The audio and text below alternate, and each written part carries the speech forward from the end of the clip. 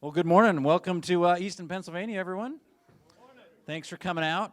I'll do a little talking as people are still taking their seats, but first off, one of the things people always ask me, they said, well, after all these years of doing this, do you still love the cars as much as you always have? And I will answer that definitively yes. So I want to give some kudos. I went and walked the parking lot. I'm still that person. I still like the car. I just love the cars. So a couple things caught my attention out there I was impressed with. Who has the 991 with the sea blue interior and a manual? See, he's not even listening to me. It's a terrible car. I have a thing for sea blue interior. I also have a thing for rear windshield wipers. So I saw several Caymans out there with rear wipers. Why Americans never order the damn rear wiper? I love the rear wiper. Michael, never let them remove the rear wiper from the options list. I love a rear wiper. Why do we not? Oh, someone says it's ugly. This man is going to be escorted out of the building. Give me a good rear wiper. Okay, well, it's going to be fun today. We're going to be talking about maximizing your sale price if you're selling your Porsche. Now, of course, good Porsche owners don't sell Porsches. They just add more. That's my life philosophy. So if you think, well, I don't need to listen because I'm not going to be selling my car, there's a corollary here, and the corollary is what you want to, if you're buying a car, is you want to find the seller who violates my 10 tips. And you're going to get the best deal when they violate the tips. So we're going to show you the poor, sad individual who failed my class. So take notes, listen up. This should be fun. I forgot my clicker. I'm going to go grab this here, and we'll get started. So again, the bonus is how to find a seller who violates these rules. This is always fun. I have a little bit of a mental illness, so usually when I'm using my computer, I yell at it. So usually when I click on an ad, I'm like, no, oh, man, why did you do that? I probably don't usually say it that nice. I might curse a little bit, but sometimes I'll see some really painful ads. And usually the painful ads, maybe you can get a deal. So, okay, a little bit, if you don't know who I am, again, I'm Nathan Merz. I'm on the National Tech Committee for PCA, so if you call PCA or send an email and say, what's my car worth, or should I spec a rear wiper, you're going to get me. Okay, I create a lot of the content on the club's YouTube channel. If you are not on our YouTube channel, please be on our YouTube channel. There's amazing content on there. You can ignore anything I make. It's actually all made up and no good, but we have other content creators who do a good job, so get on our YouTube channel. You'll find me in Panorama. I buy and sell Porsches for a living out of Seattle, Washington. My dealership is called Columbia Valley Luxury Cars. I'm a lifelong Porsche fanatic. I was that 3-year-old kid who just loved cars. Just everything in my life was about cars. The other thing I'm really passionate about is I'm a fan of all genres of Porsche. One of the things I like to do in these things is I hope to make Porsche, the club, our community better. And one way we can make our community better is let's be less snobby and less silo-y. What do I mean by that? Everybody has their preferred genre, and they think that like God himself endowed that is like the best Porsche ever. I'm here to tell you it's actually not true, right? Porsche made lots of amazing cars, so I don't care whether you're a transaxle person, whether you're an SUV person, whether you're a 356 person, air-cooled 911, GT car person, whatever. They're all amazing cars. There isn't a best Porsche. The best Porsche is the one that you own and love, right? So my collection's full of all sorts of stuff. I love them all. The other thing is I'm a regular guy. I had some guy went to a presentation, and he called me a silver spoon. I was like, wow. I'm not a silver spoon. I'm just a guy who loves Porsche and was on an all-in. I did buy my first 911 when I was 16. That sounds really impressive until I tell you it was a 75. This is in the early 1990s when no one wanted a 75 because snobby Porsche people said mid-year's bad. And it was, oh, heaven forbid, a gray market car. It's dirty. It's like going out with that girl with the red hair who keys your car. Yeah, having a mid-year gray market was bad. Had broken head studs, but it's what I could afford at the time as a 16-year-old. I'm a car enthusiast of all brands. You'll see that a little later in my presentation. And more important to me than Porsche and all this other stuff, I have 4 children I love dearly. I have a grandson who loves cars. He's 4. It's awesome. And I'm also a passionate runner and fitness fanatic. That's one of my other things. So I tell people in the Porsche world, don't make this your only love and passion. As much as I love Porsche, let's have some other things in our lives. Okay, here we go. Okay, my first tip is know your venue. Venue being where are you going to list your car for sale? Again, the corollary, where are you going to buy a car? So we're going to talk about traditional places, First off, I love PCA's Mart. I think it's a great venue to buy or sell a car. We, of course, have Facebook Marketplace and Craigslist, which usually people have a little bit of a, oh, dear God. We're going to talk about that. Of course, things like Auto Trader, Car Gurus. We have our online auctions. Everyone thinks in today's world the only Porsches ever are sold on Bring a Trailer. That's simply not true. It is a good venue. We'll talk about that. We're going to talk about the in-person auctions. A lot of people think in-person auctions are dead in the world of the online auction. Also not true. We'll talk about, does it make sense to consign the car with a dealer? I'm even going to talk about things that people are shocked. Do you trade your car in or sell it to CarMaX or Carvana? There's times where that makes sense as well. And then my last thing is, this is my pet peeve. Don't reach out to these wanna-buy ads, because I'm here to tell you 92% of the wanna-buy ads are just people posing as private sellers to get a deal from, nice PCA members, and they'll tell you some story. It always goes like this, like, wanna buy your cherished 356, my son, and of course, son probably just recovered from cancer. There's really some emotional pull. And we're gonna restore this car in our garage and bond over my broken, divorced household. No, you're not. You're gonna flip it the next day on one of these auction sites. So let's not help these people out. Okay, so let's break this down. Traditional advertising, I'm a big fan, again, of PCA Mart. I think this is a great place. A lot of us care a lot about our car, and so you're most likely to find another enthusiast who speaks the language, has a passion, knows the cars, and that's kind of fun for us to find the right owner. But do beware. A lot of people think, oh, if I sell to a PCA member, that's a safer venue. You still have a lot of your sort of scammer types. I promise, as much as this hurts my heart to say this, if you list your car on PCA Mart, 80% of your inquiries will come from someone trying to sell you something. A dealer, bad dealers, geez. Trying to sell you consignment, one of the auction platforms trying to convince you to list your car on their auction platform, someone trying to sell you some fake Carfax thing, so just be careful. Okay, let's talk about Facebook Marketplace and Craigslist. A lot of people think these are a bad venue. They're the right venue for certain cars. So for example, if you have a older 944 that needs some service work, a 986 Boxster, a 957 Cayenne, it's lower value where you can't justify listing it nationwide because the cost to ship it is a reasonable percentage of the car's cost. So in that situation, your buyer is local. Well, where are your local buyers going to be found? They're going to be found in Facebook Marketplace and Craigslist. That's just the reality of it. And it's a little bit fun, I view this as like sort of entertainment, because you put a car in one of these places, you get the most entertaining emails, right? It goes a little bit like this. You list your 986 Boxster on there, and of course you're an enthusiast, you write a nice ad out there, and you get like 9 messages, usually like in broken English, that are something like, will you take $300? Right? Just go away. And then one out there's like, do you take trades? I mean, this is kind of fun, right? You might as well have fun selling a car. So, but again, the thing with those environments is after you get the chainsaw offer, you'll get a response from a real human being that'll say, oh gosh, I had one, it got totaled, who's done your service work, has the IMS been done? And all of a sudden you kind of know, okay, this is a real person, and you can engage in there. So don't ever put your phone number in these venues, that way you can just block the weirdos. But pretty soon you can convert to a phone call with a real person once you know they're genuine. Auto Trader, Car Gurus, Cars.com, those kinds of things, these are great for your very mainstream and late model Porsches because they're the non-car enthusiast buyer pool. What do I mean by that? Many of us in this room assume that every Porsche is owned by some person who can give you the whole history of Ferdinand Porsche. He can tell you his third cousin was born, right? Who the supplier was for the wooden dashboard on the early 911. And I'm here to tell you that's simply not true. The vast majority of people who buy Porsche are just in an economic position. They can afford it. They think it's kind of a neat car. They're probably a dentist. We have any dentists in the room? See, the dentists, they don't come to the PCA, right? So they make good money, and they think, well, it's kind of cool, and they lease it. And what do they get? They get one in silver on black with Premium Package Plus and a PDK, right? Right? It's a great car. But, okay, so if you have that car, that's a great venue to list it because the enthusiast is going to say, oh, it doesn't have the rear wiper. I'm not interested.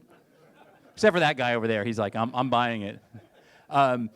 So you have to remember sometimes if you have a car like that, because if you list that car, a lot of people think, oh, I'm going to put that car on Bring a Trailer. Bring a Trailer is a more enthusiast-oriented audience, and so that won't, like the PDK version of the car, as great as a PDK is, won't gather the same level of interest.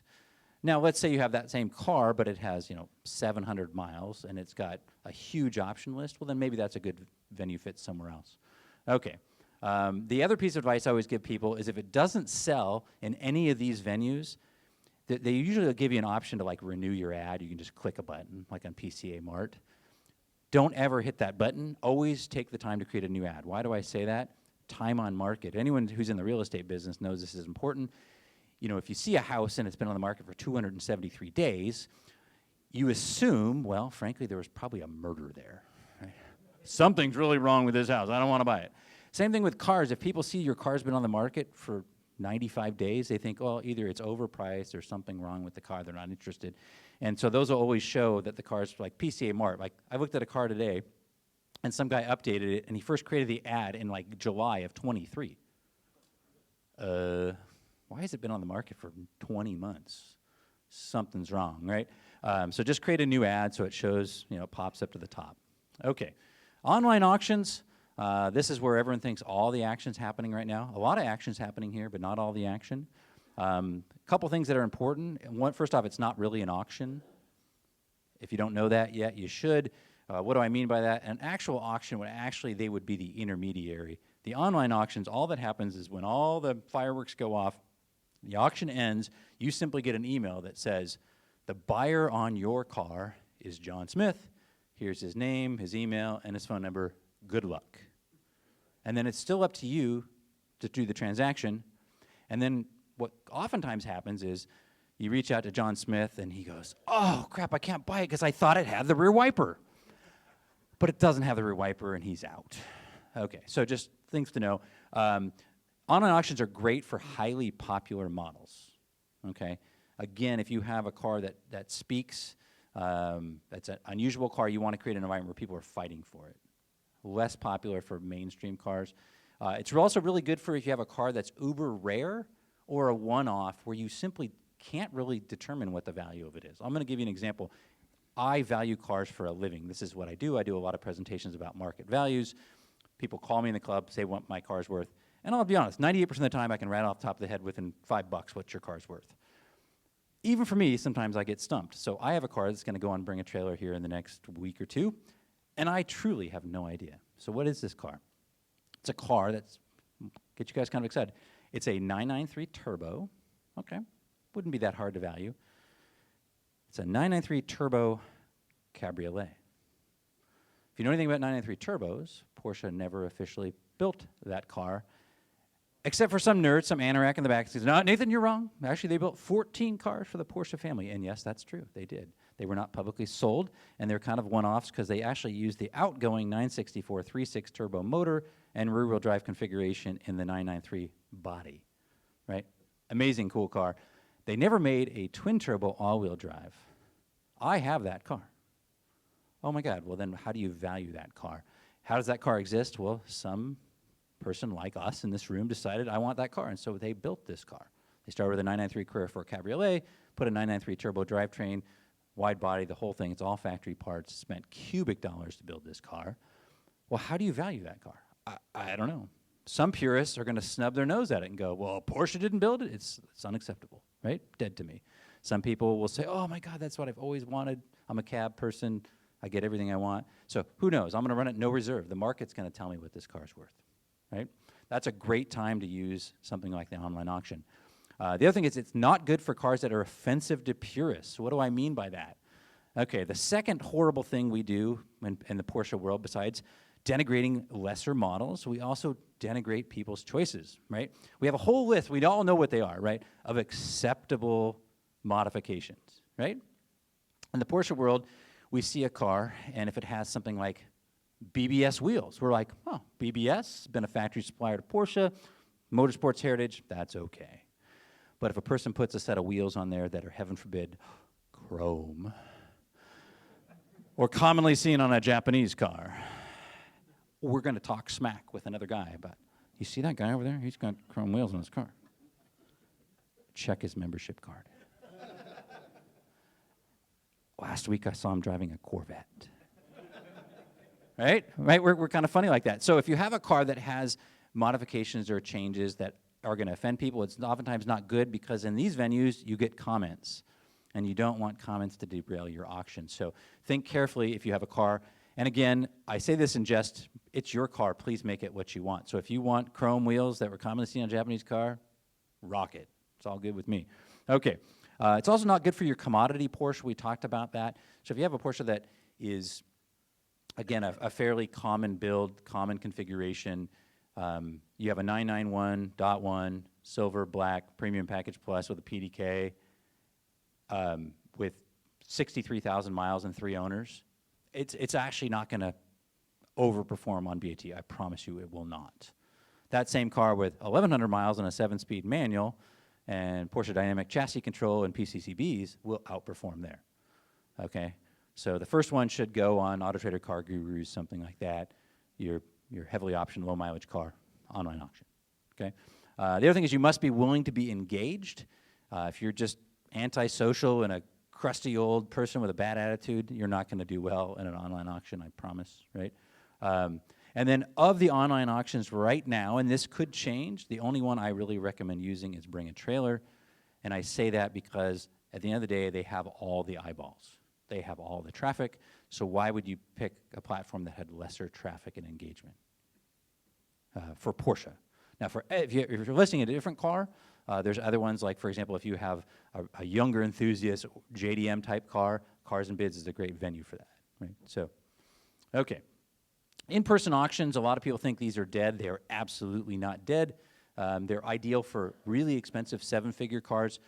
The online auction has cracked into the 7-figure space, but nowhere near to the level. If you look at all the top sales in the world, they're still always happening at the in-person auctions. One of the reasons for that is they have a sales team, and this is really important. A lot of people, one of the things I hate when I talk to people who don't know the industry, they'll say to me, well, that car brought that at the auction because some drunk guy bought the car. It's always the drunk guy. Picking on the drunk guys, right? That's really not what happens, right? The reason that the cars bring big dollars at some of these auctions is that they have a sales team that's working their contact list well before the auction. So let's say they have a 904 committed to a big sale at Amelia. They do not let that car show up without them having like a 98% confidence that they have a potential buyer in that room, right? Because there's only so many 904 buyers in the world. They know who they are, they're working them, they've sent them information, they've already had their people come out, they've vetted the car, they're ready, willing, and able to bid on the car. They don't take a chance on that. Now, if they have the random $100,000 car, they might be taking a chance on it. But any of your big dollar cars, they're working, they know who's going to be a bidder on that car before the bidding even starts. If you send a car to Bring a Trailer, that doesn't happen. The car just shows up on a Sunday afternoon. That's it. It's a little bit different. The other thing is good if you really want a true arm's length transaction, meaning that you never meet and deal with the buyer. So with a traditional auction house, what happens is when you consign your car, when the car sells, you give the title of the auction company pays you, and your buyer is the auction house. You don't ever meet who that buyer is, and you have protection because there's someone standing between you and them. And that's potentially valuable depending on what it is that you're selling. If you're going to pick an in-person auction, the 3 that I would say fit our market space, Gooding, RM Sotheby's, or Broad Arrow, those 3 kind of fit our niche best. So if these are your high-dollar Porsche. However, there is a venue for entities like Mecum or Barrett. These would be good venues for if you have an out-of-market or out-of-favor custom car, you have a car maybe that's lower quality, you have a car that's a submodel that's not hot. So let's break down what those are. So people think this is weird, but I actually sold a Porsche at Barrett-Jackson Scottsdale 2 years ago. And you think, well, why would Nathan sell a car at Barrett-Jackson? I'll tell you why, and it has to do with you people in this room. I'm blaming you. Because, again, we're snobby. And I had this car that I knew Porsche purists would talk smack about. But it was a beautiful car, beautiful car. It was a 1982 911 SC Targa, a Zin metallic, which is a great color. And when it was about 9 months old, the original owner of the car, they had just introduced the 911 SC Cabriolet. And he said, I'd like a Cabriolet. And not only that, I'd like an M491 Cabriolet, which Porsche did not offer. So he, at the time, ordered all the Porsche parts from Porsche Germany, had the car converted in period to an M491 Cabriolet. then had a 3.5-liter twin-plug mega motor built for it, and he spent cubic dollars, and the car was gorgeous, 30,000-mile car. But I knew the Porsche purists would go, oh, what do you mean it used to be a Targa? What do you mean it didn't come as a factory M491? What do you mean it's not a numbers-matching motor, right? But if you saw the car, it was spectacular. So I knew the Barrett-Jackson crowd just loves pretty cars, and they would pay all the money for it, and I didn't have to delve through the whole offending Porsche purists. So I committed the car to Barrett-Jackson, the car knocked the cover off the ball. And someone's probably thrilled with it, right? That was why I picked that venue. If I put that car and bring a trailer, what would happen? All the comments would beat me up about this. Nathan, I thought you were a purist. You've pissed me off, right? Forget you people. Okay, so same thing, like take like Meekum as an example. Let's say you have a car that in the Porsche world will get denigrated. Take a 993 Cabriolet. It's a perfectly great car, right? But the Porsche people, we just have a thing against the Cabriolet version, particularly the air-cooled cars. Well, what happens if you send it to a regular auction like this is you have a person who just likes cars. Maybe they have a Mopar in their garage and a Camaro, and they've got other stuff. They just like cars. They're there. They own a plumbing supply company in Omaha, and they're at the auction, and they see this pretty 993 Cabriolet. They elbow their buddy next to him. They go, man, I've heard those 911s are really hot. Oh, yeah, people really like. That's the last, the air-cooled. And they don't know that much, but they go, and the bidding's going on 60, 70, 80 grand. And the Porsche people go, well, that's all the money for a Cabriolet. But this plumbing supply owner in Nebraska doesn't know that. And so next thing you know, he pays $130,000 for it.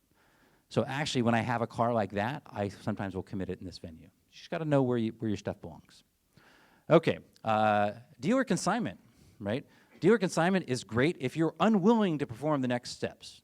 If you just can't, won't, or not going to, you're going to do better consigning the car with someone who can.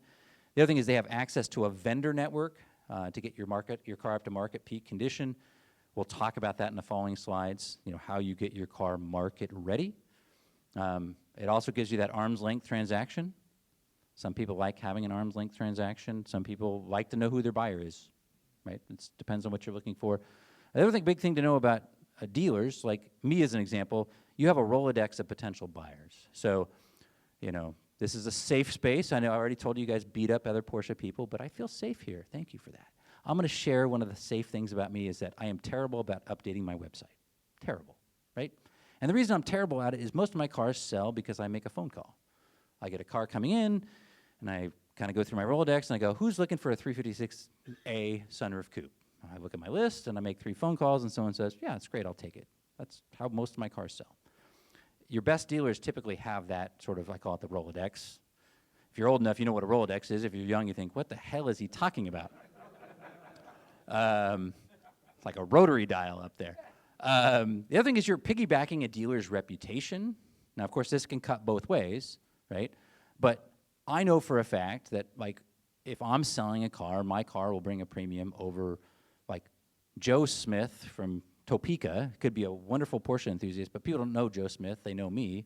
So generally, if I'm representing the car, it'll bring more money than if it was by Joe Smith. It's simply the way it works. Now, of course, you want to be careful because sometimes you also could get linked up with a bad dealer too, right? So vet who you're going to pick. Okay, trade in and sell to CarMaX and Carvana. This is like a controversial slide. Oh my God, my prized car, I can't sell it to Carvana.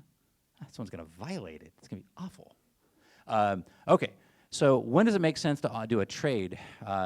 Some states have a sales tax offset, right? In my state, I almost can never buy a late model Porsche from a client because one of my core principles is I always try to serve my customer's best interest.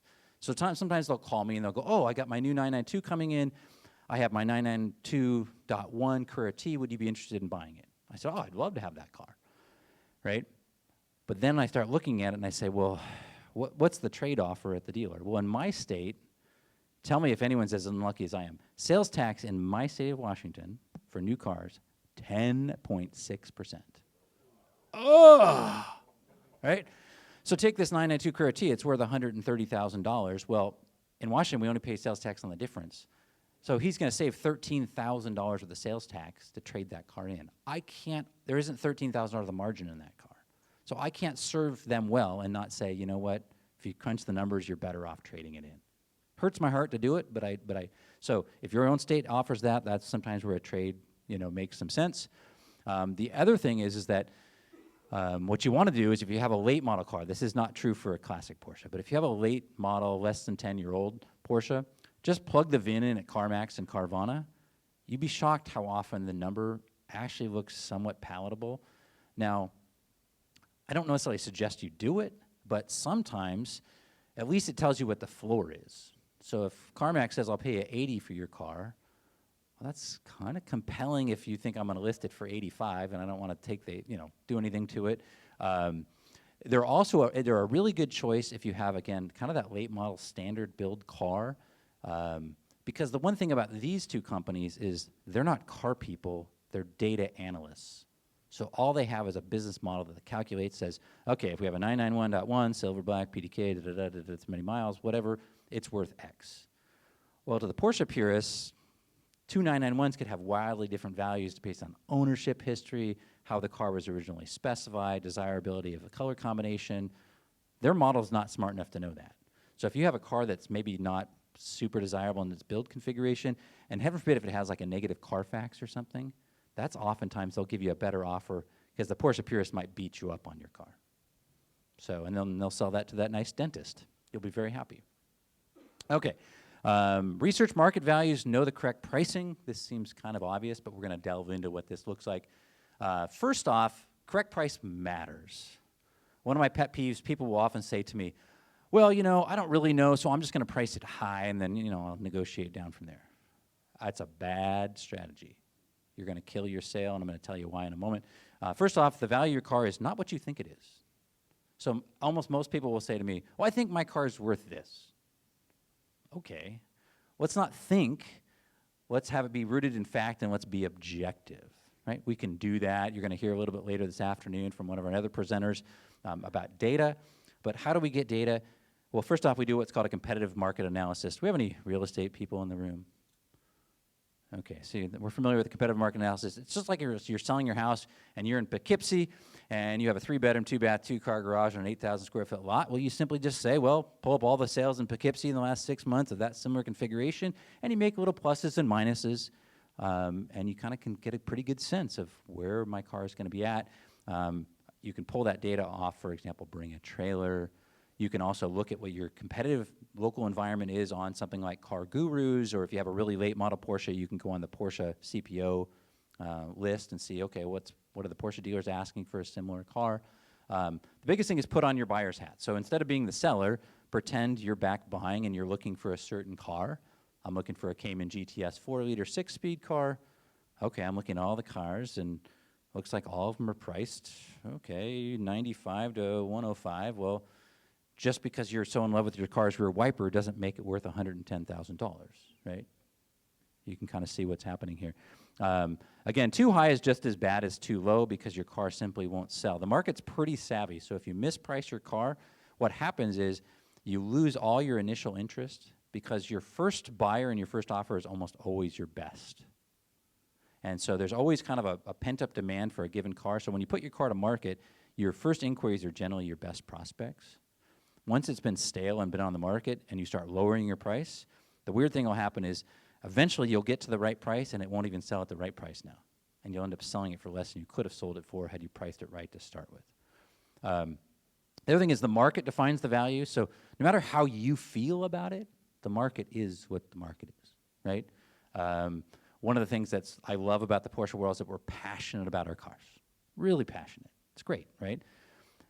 But then sometimes we extend that to irrationality. We'll ascribe value to things that the market doesn't value. Well, once on the third Tuesday, Vu Nguyen got in my car and took a ride. So it's worth more, right? No, I mean, I love Vu. Vu's like my brother, but it doesn't make it worth more money because Vu once rode in your car, I promise. Other thing is, oftentimes people will do this trick. I call ask price is not selling price. So people will do the competitive market analysis. They'll follow my instruction. They'll see all those cars on the market. And what do most people do? They always assume that they're always a little better than everybody else. Yeah, I see those cars, but my car is a little nicer. Mine won 3rd place at the Show and Shine at the lower New Jersey region, whatever. And I'm like, okay, great. I think my kids are smarter and better looking than other people's kids, but they probably aren't. Hope they're not listening, right? So again, asking price, not selling prices. The other thing is you got to remember, a lot of people will do an online auction result. So who here is on BAT on a regular basis? Okay. Pretty common venue. So I set some world records in the last few weeks on a couple cars. I sold a 98 993 C2S about 3 weeks ago, and the car did $285,000, right? Even for me, shocking. Beautiful car. It had kind of all the right ingredients to do that number. But even for me, I thought the car would probably do 235, 240. It even shocked me what it did. The thing that's funny about that is what happened over the next 48 hours for me personally was I got inundated with emails and phone calls that were all exactly the same. Nate, I saw the result. The good news is, not only do I have that exact same car, mine is better. And I know what they're doing. They're fishing to think, well, can I get north of 285 for my car? And I said, yeah, well, tell me more. Now, I'll tell you a little about the car I sold. It was a 98 993 C2S. It was in the last 10 cars ever built. It was actually built on the very last day of 993 production, and the car was heavily optioned. It had painted hardback sports seats, full carbon dash, carbon wheel, motor sound, limited slip, hollow spoke wheels. I mean, it had everything that you would ever want a 993 to have. 100% original paint, fully documented, no modifications. I mean, it was the car, right? It hit all the high notes of what you would want. So the phone call usually goes like this. Like I said, Nate, you're going to be excited because I have the car. I mean, it's the one. I go, oh, what do you got? They go, oh, it's a 993 wide body like yours. I'm like, okay. And they're like, it's a 96 993 C4S. I'm like, okay, that's a cool car. Now, it's not a 98 C2S, but okay, well, I'll walk with you. Now, it's arena red, which that's the launch color, if you remember. I'm like, yeah, I know that. It's got gray interior, and I'm like, ooh, okay. Now, it has 73,000 miles, so it's a little bit more, but, you know, I drove it, so it's actually better. I'm like, well, actually, that's not how the market views it. Now, it doesn't have those sports seats, because I don't find those as comfortable. I'm like, okay, but you understand the market pays for the sports seats, right? And those hollow spoke wheels, those are kind of fragile. So mine has the solid spokes, which actually are better because they're stronger when there's usually roads, you got those potholes. I'm like, I won't argue, but again, it's not the same car. And they're like, so I think my car's worth $315. I think your car's worth $155. What? $285. I'm like, different car, right? So that's, you got to be a little bit careful with these online auction results. Nobody ever pulls the low number. No one goes, hey, one sold for 122. They never pull the 122. Now, I usually point out the 122 to them, okay? The other thing you'll notice if you watch me online with Porsches is I sell my cars no reserve. And why do I do that? And people think that's so risky. Oh my God, I could never do that. That's so risky. Here's the deal. No matter what you think about your car, the market is what the market is. And the car will do market. If you execute on these 10 things, your car will do market. Now, you may not like that number. Now, you may definitely like that number. You know, my owner of that C2S liked that number, right? So that's one of the reasons I do no reserve, because you know what? Again, back to that idea, my first offer is my best offer. If I put a car to market, like there's one on Bring a Trailer right now that they've auctioned 3 times, right? And the first end was 180, the second end was 150, and the third one was 120. The market's punishing that person for basically not taking their first and best offer, right? Okay. Know your model's foibles and hot buttons. Here's the other fun thing about Porsche. People, again, we mock people for having the wrong Porsche. We mock them for having the wrong, modifications. And we also like to point out all their cars' flaws. Oh, you have an M97 car. How's that bore scoring treating you, right? God bless us, and God bless Porsche. Every Porsche model has a foible. So whatever one you're selling, please know what your car's foibles are, because those are going to be your questions, okay? So take any given car. We already know what the top 10 objections are going to be. So if you're listing a 986 Boxster, what are people going to want to see on that car? Well, they're going to want to know if the IMS bearing's been done. That's going to be the first thing. They're going to have questions about potential bore scoring. They're going to want to know about foam blowing out of the vents, right? I mean, so I don't care what it is, but name your car. We know what the issues are. So what you want to do as a seller is you want to have some plan. How are you going to answer those questions, right? Don't get caught flat-footed on these things. Ideally, can you remedy them before you list it for sale? So I'll give you an example. I have a controversial take on this. Me personally, like my personal 986 Boxster, have I replaced the IMS bearing? No, I have not. Will I list a car, a 986 Boxster for sale that has not had the IMS bearing replaced? No, I will not. I replace it because it reminds me of my favorite movie, Tommy Boy. Who's seen Tommy Boy? Tommy Boy, and I have to say this politely because this is being recorded, but Tommy Boy intimates that he'll say defecate in a box of brake pads and mark them guaranteed, and it makes people feel good, right? It's kind of like that. If you tell people the IMS bearing's been done, they just feel good. Oh, man, I feel good, right? So I can do it inexpensively in my shop, so I put a nice bearing, and there you go, right? So that's the thing you got to know. Should you remedy it? We'll talk about that. The other thing I always like to do is whenever I get a car, I Google it. Google is your friend. Put the car's VIN number in there. Also run the Carfax. You sometimes will find out very interesting things. First off, let's say there's something that's in the public space about your car that's not factual. You want to see if you can remedy that because it's going to come up because someone else is going to Google your car, I guarantee it. The other thing is if you put something that's in the public space when you do the search, you darn well better not hide from it. I'll give you an example. I went to buy a GT3.1 a few years back from a gentleman who was the second owner of the car, PCA member. Our conversation was going very well. I asked all the typical questions. I said, has ever been any paint work or any accidents? He says no, and everything looks good. Okay. I follow my own advice. I Google the car, and it comes up, and I was like, oh, here's a thread on RenList. Had an off-track incident. Any recommendations on a local Porsche-approved body shop? And I was like, oh, I'll click on the link. Oh, well, shoot, that looks like the same car. Sure enough, and the guy says, yeah, got a little overcooked the corner, a little slid off in the gravel, doesn't look too bad, but it looks like I need to have some repair to the front left corner, and there's a picture of kind of the mangled front fender. Well, what did I learn? I learned some important things. First off, I learned I'm not dealing with this seller because he's not ethical or honest, right? He should have Googled that and then been proactive because now he knows I'm going to find it. And so then when he called me back, I figured I'm not going to call the poor guy out. I just said, I think I'm going to pass, right? So always do that. Run your Carfax. Carfax oftentimes is wrong. So if you have something wrong in your Carfax, there's a process to get it correction. I won't promise they'll correct it, but try like heck to get it corrected, if it's in fact incorrect, okay? The other thing is don't underestimate the audience passion around these topics.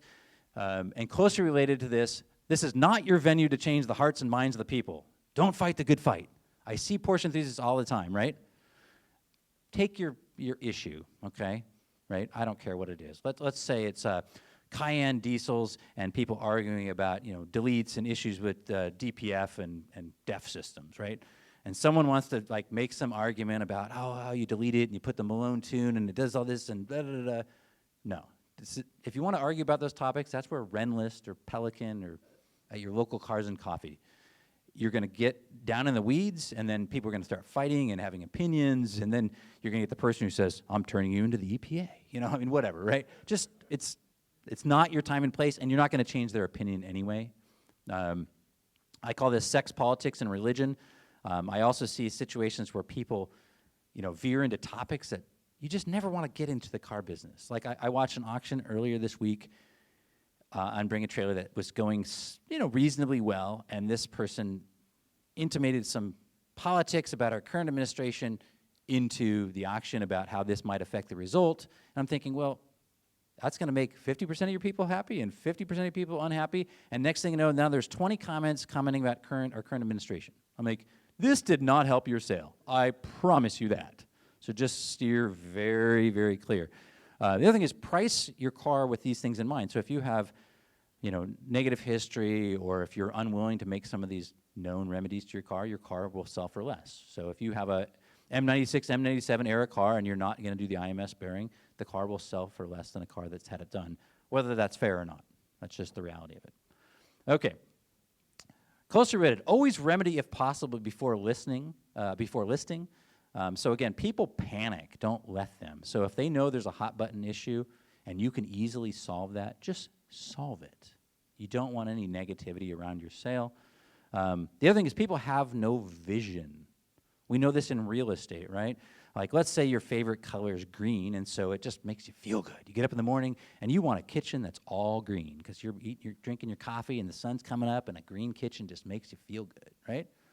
Well, but when you list that house for sale, most people don't want a green kitchen, I promise, right? So your typical real estate agent will say, let's go with a shade of, white, gray, or beige. And you think, well, that's no fun.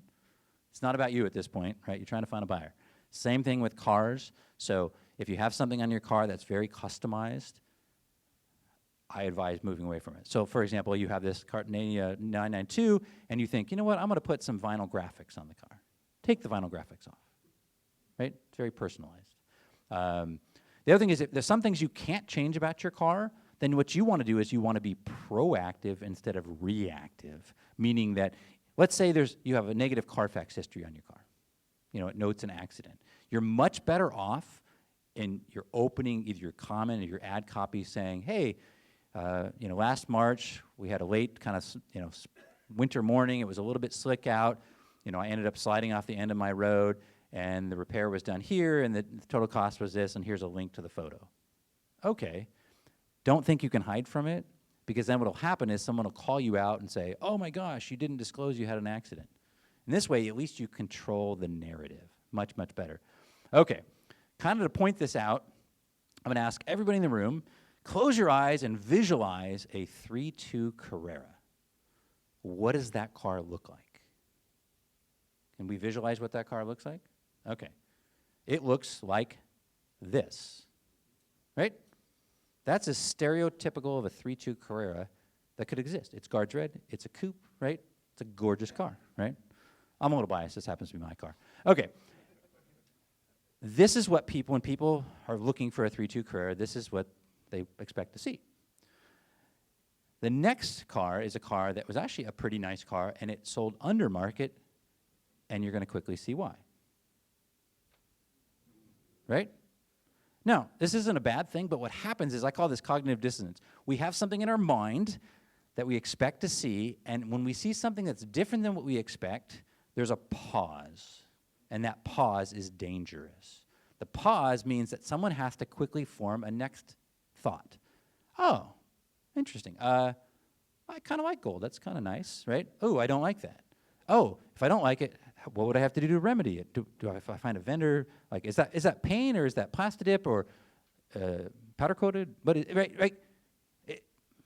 So in this instance, this seller should have just put the Fuchs back to their, even though maybe he loved, just like the green kitchen, he loved his gold Fuchs. There's nothing wrong with them. I don't have a problem with them, but it causes a pause. Most people expect this, and when they see this, they pause, right? And now there's discussion around, oh, what do you think about those wheels? Are those real? What happened, right? Okay. Interior, same thing. We can visualize, what does a Carrera 3.2 interior look like? Well, it looks like this. Now, I could argue that this is about the ugliest steering wheel Porsche ever designed for a car. It's really not sexy, but what it is it's what people expect to see when they click on the button, right? Same with the Porsche Arena radio, which sounds absolutely awful, and no, it doesn't have Bluetooth, right?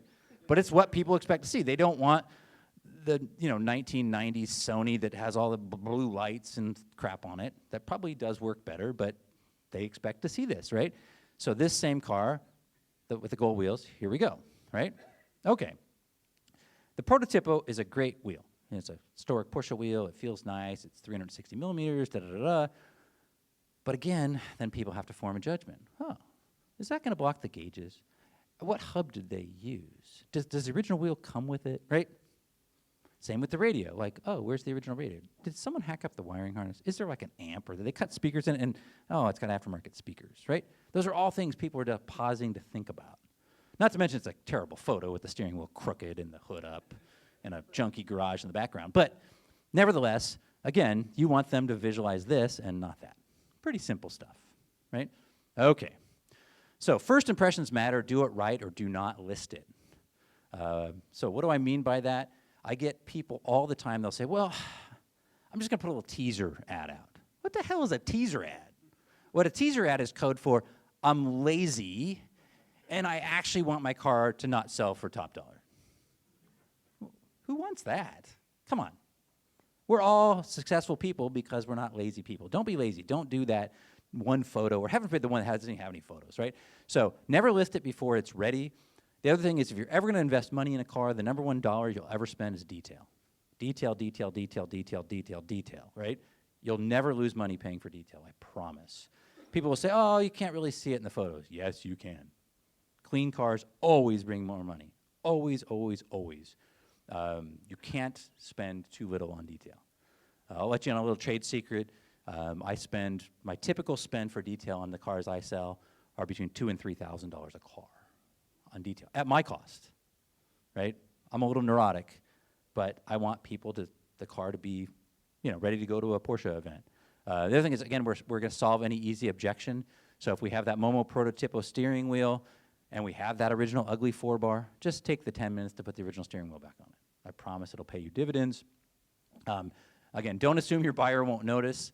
The other thing is, are you available to sell? Don't put it on the market if you don't have the bandwidth to do it, because again, that market time matters. So I've seen good cars not sell because the person's like, well, I travel 5 days a week for work, and then I'm coaching my kids' soccer, and I just don't have time to sell it. Well, then how are you going to sell it? Then it sits on the market forever, not because it's not a good car, but because you don't make the time. Okay, photography, mission critical. If you haven't learned this yet, everyone should know this. Good photography sells cars. In fact, I would argue, and this hurts my heart to admit it, but there are many sellers who sell subpar cars with extraordinarily good photos, and those cars do well. I hate that, but it's true, right? We're very emotional people. We see a sexy photo, and we just assume the car is touched by the hand of God. Might have been touched by the hand of Satan, but if the photos look good, we're excited. Okay, so there's no excuse for bad photos. So a couple key things to know. First off, when you're out doing your market research and you see listings, make note of the ones that look really good, right? Make note. Make note what photos they took. What makes those photos good. You're going to take note of these top-tier sellers. You can see who these top-tier sellers are, and you see what their photography looks like. And maybe you can't perfectly replicate that, but you can kind of use that for your shot selection.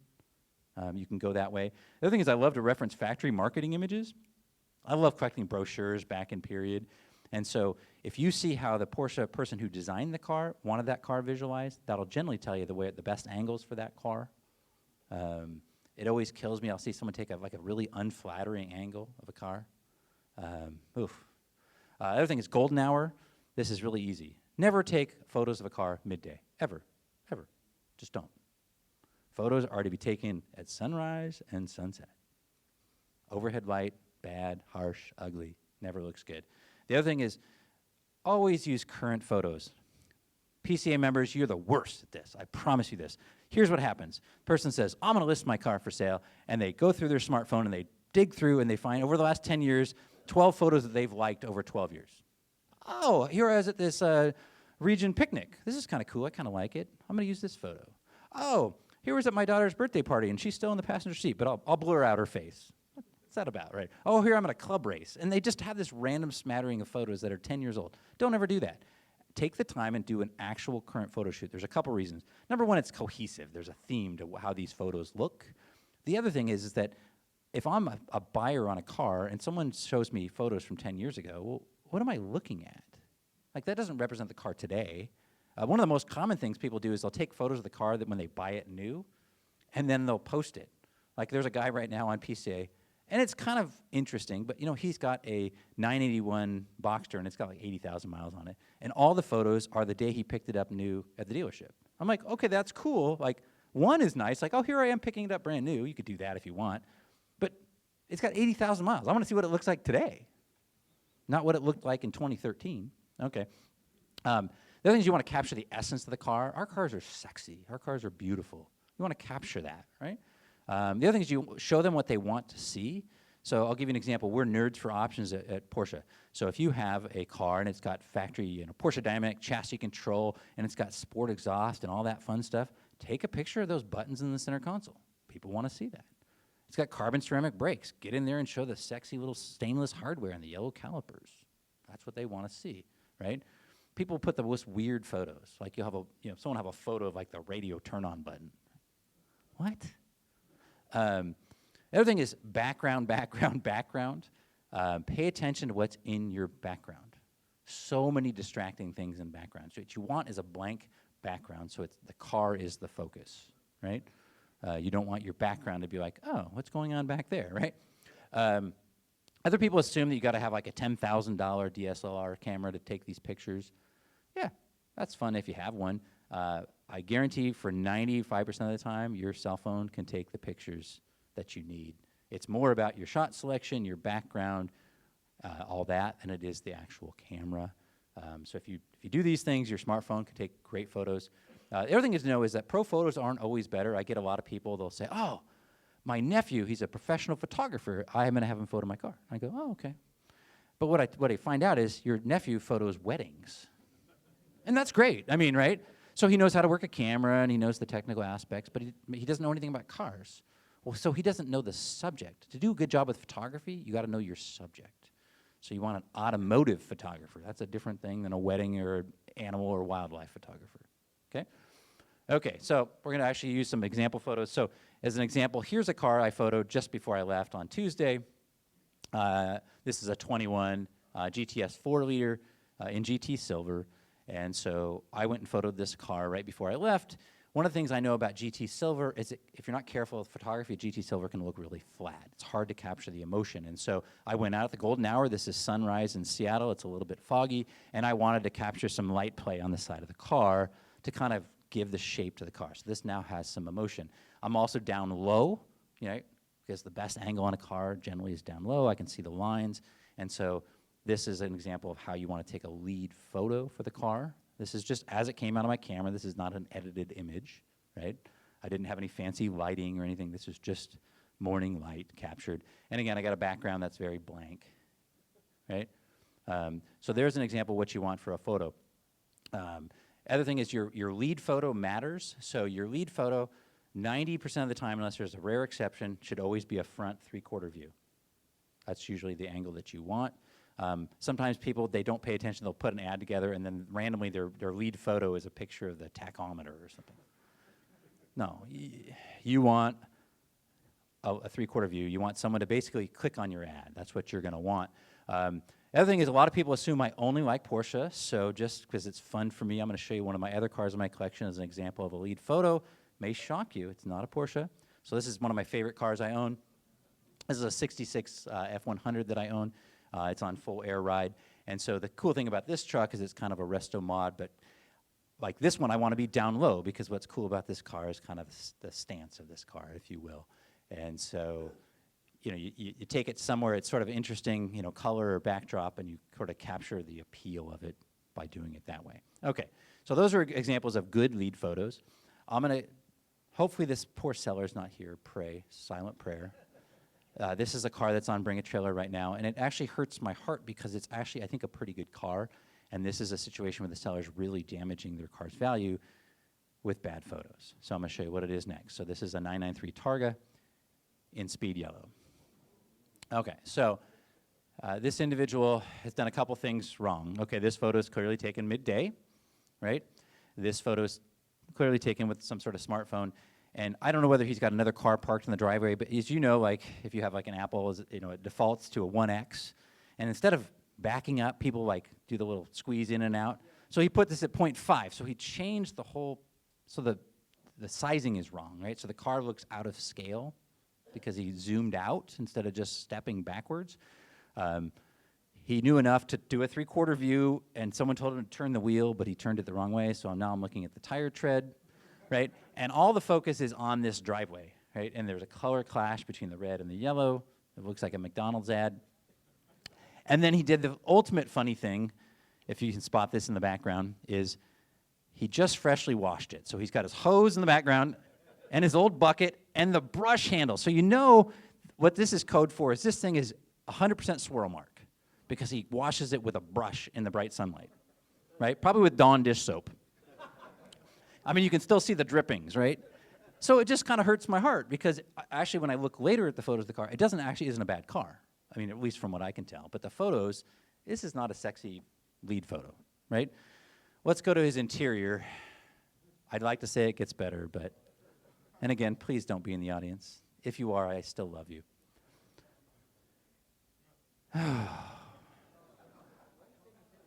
The good news is he looks healthy, he's thin. So he's got it, of course, not in the landscape mode. So that doesn't help him. Of course, it's in the bright sunlight, so half the photo is washed out, half of it's in the shadow. Of course, you can see him with his smartphone, not used smartly. And yeah, it just, again, there's nothing in this photo that says, buy me, right?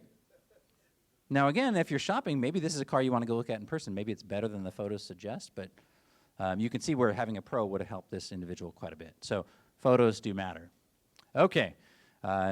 Closer related to your photos, your ad copy matters a lot. You want to say the right things there. So I'm a big fan of writing. I love writing. It's one of the reasons I write for Pano. So first off, I want to say, what does your buyer want to know? I see a lot of ads where people talk about stuff that isn't important, right? The fact that, you know, the car once drove your Aunt Susie to her 80th birthday party, that's cool. I mean, that doesn't belong in the first paragraph, I promise you that. Now, if you took Ferdinand Porsche to his 80th birthday in your car, that damn well better be in the first paragraph. But you likely didn't. Okay. The other thing is you want your most important information up front, or what I call above the fold. Who's old enough to remember the newspaper, right? Above the fold meant when that landed on your front porch, the most important story was above the fold. When you have advertising, it's the same thing, whether you're on Facebook Marketplace or Craigslist or Bring a Trailer or whatever. Those first few sentences are what is seen with your lead image. And so between the image and what that says, you want to grab people. So don't waste those first few lines on stuff that's not important. So if, let's say, for example, I've got a late model 991.2 Carrera 4 GTS Targa. Very cool car, right? Okay, well, what does a buyer on that car want to know?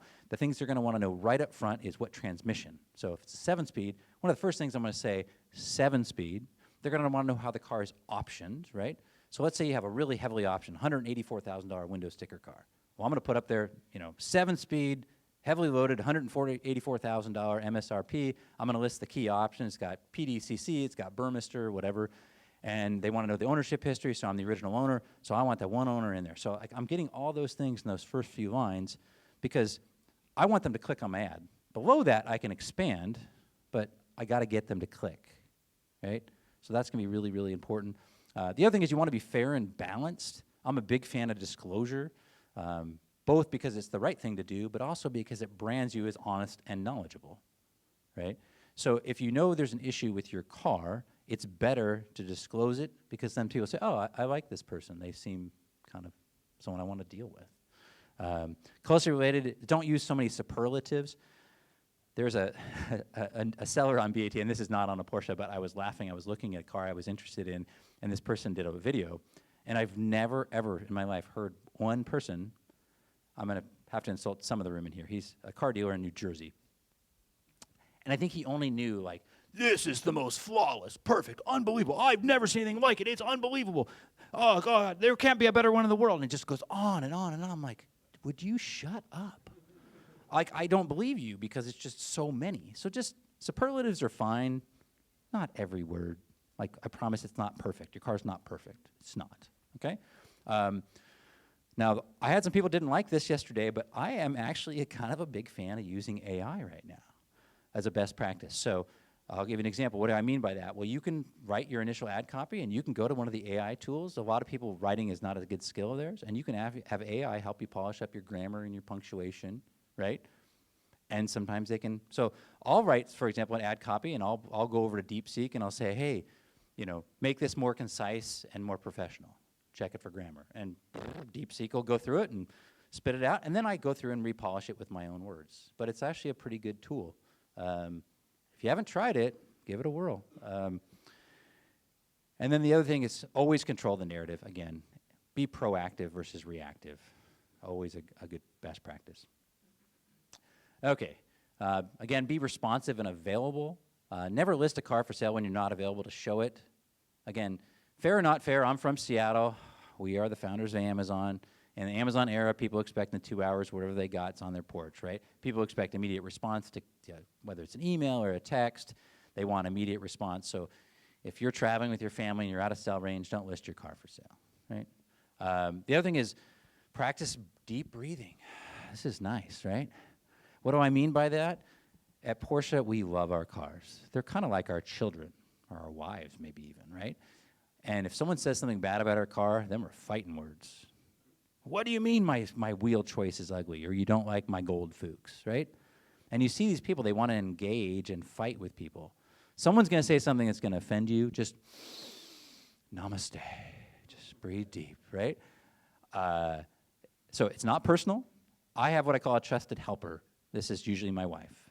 I'll say, oh, this guy pissed me off. And she's like, calm down, jeez, be calm, right? And I don't respond. I take a little cooling off period before I respond to people, right? So just take this. And again, never, ever, ever, ever, ever, ever, ever, ever, ever, ever engage with what I call the troll, right? There's always the person, whether you list a car, particularly in the online auctions or on one of the forums, who's going to come on there and say something that's patently untrue, is unfair, isn't reasonable, right? Like, I'll give you an example. You have a GT car for sale with a Metzger Mace motor, and this person's now made comment number 9 about the IMS bearing, right? And you're like, dude, it doesn't have that issue, right? Just don't engage. Just let it go like the wind. Okay. Because it never goes well, I promise. Okay.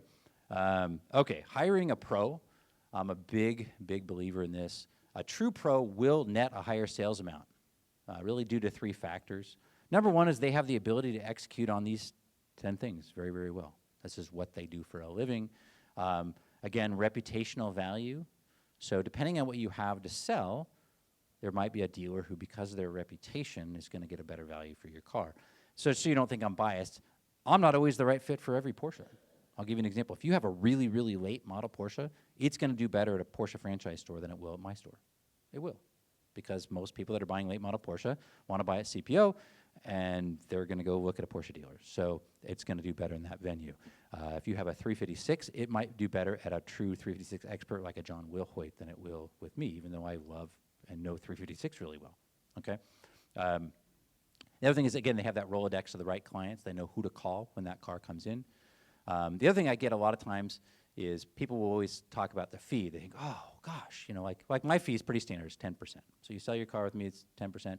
So let's say you have your $100,000 car. If I sell the car, it's going to cost you 10 grand, right? So people think, well, gosh, I don't pay you 10 grand. I worked hard for 10 grand, right? Fair enough. But I tell people, but what if you sold it and it sold for 100, but I sold it and it sold for 120? In this instance, you get 108. Like my 993 C2S buyer, right? Full disclosure, I made $28,500 to sell that car. So it was a pretty good day for me, right? But my client also put $235,000 in his pocket, right? And he had offered me the car, let's just say, significantly less than that. And I thought, you know what? I'm a little unsure how this car is going to do. Let's do it this way. So the other thing is, if you're gonna pick a pro, do your due diligence. Not all pros are equal. You want to be really careful, even with me. Like, and we'll talk about what that looks like here. Okay. So first off is pay attention when you're doing step 2. So you're doing a market analysis on your car. If you see a trend where one seller is achieving the best results for the car you're looking at, that's someone you might want to be thinking about using or working with. You'll see a trend there. The other thing is check your references. So if you work with someone, talk to someone else. So you know someone else in the club sold a car with this person last year. Give them a call or an email and say, hey, I know you worked with Nathan. How did that go? And they say, well, actually, he kind of overpromised, underdelivered, and it didn't work out so good, right? Or whatever, right? Never would happen with me, but you never know, right? The other thing is beware of low-cost options. There's some people, oh, I'll do your car. I'll do it for 2% or something. Like, well, how could you possibly do a good job of all these things for 2%, right? You can sometimes get what you pay for. The other thing is get it all in writing. I'm a big fan of putting stuff in writing. Writing solves a lot of the problems because even for me, like when a car comes in, everything we agree to do with a client is all put in writing and agreed to because I don't like surprises and people don't like surprises. So, and then the other thing I will tell you is never, ever, please ever turn over your title until you're paid for your car. There's actually a couple big dealers right now that have failed and people basically took them cars. Oh, I trust this person, turns over their title, they sell the car, and they never get paid. And that is so horrible, right? So no matter how much you trust this person, they could be your own brother-in-law. They're selling your car. The way it works in my world, like on this 993 C2S, when that buyer pays me, you know, we do a little proceeds. It matches what we have in writing. I give them a check. They hand me the title. It's pretty straightforward. So just that protects you because that's your legal ownership of your car. Don't turn that over. Okay, and then the last one is execute the formula. Pretty straightforward. Sometimes you just get lucky. So what I tell people is if you execute the formula, your car will achieve market value. It will, plus or minus a very small margin. Like there's just a little variation day to day, but it's going to achieve market. The other thing is there's always going to be outliers, and so when we look at an outlier, why did a car do an outlier? I always tell people it's someone executed the formula with excellence, and there is a little bit of luck, right? Sometimes the stars align for you, okay? However, people think it can happen on the other end. No, it's kind of funny. If you have a bottom of market sale, it's always a failure of 1 to 9, always. When I see a bad result, I do what I call an autopsy, and I go, where did they go wrong? And I look at those photos, right, of the gold wheels, or I look at the photos all washed out with the wrong angle, right, and the wash bucket in the background. That's a failure in one of the steps, okay? So if you want to skip steps, do it at your own peril. If you want the best result, execute. Again, if you're buying, sometimes you'll see someone violating all these rules. If they're local to you, sometimes it's worth just doing it the old-fashioned way and going visiting, and you might find the cars better than it appears. It might be worse, right? But we like looking at cars, so what the heck, we'll go out and do that. So those are kind of my steps. If you have any questions, if I can help you out, here's my contact information. I will be here the rest of the day, so if you want to come up and talk to me about the cars, the market, anything I talked about, feel free to hit me up. Thank you so much.